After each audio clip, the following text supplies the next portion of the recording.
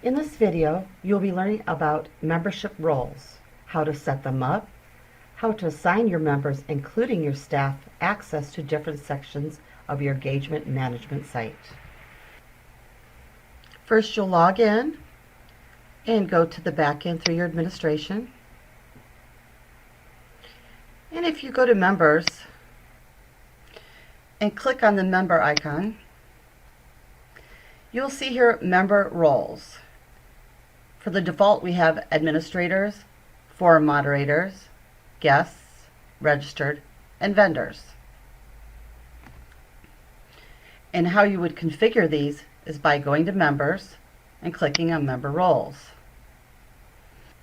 Here you will see the same list: administrators, forum moderators, guests, registered, and vendors. You can either edit and delete these, or you can add a new one. For an example, we will add staff.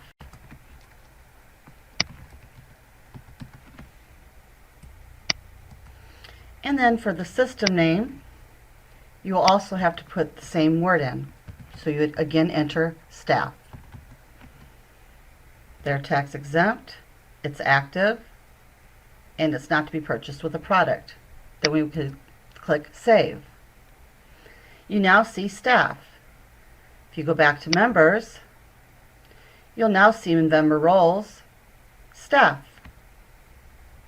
The purpose of member roles is to be able to assign permissions for each type of role that there is.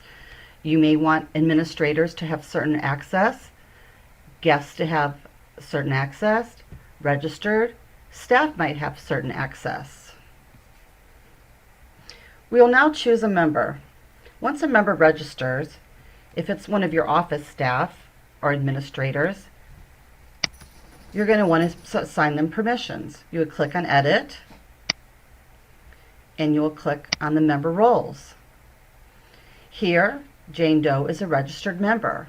If Jane Doe were an administrator, you would want to click the administration box, which would then allow Jane Doe to have access to the back end of the administration. You also have staff you may want to have access to the back end of the administration. I'm now going to show you how to configure that access. You would go to Configuration and Access Control List. Here you see a list of everything that is included in your site. Scroll down, and the list is quite large. You would then check or uncheck a box depending on the role. Administrators would have access to everything, therefore each box is checked.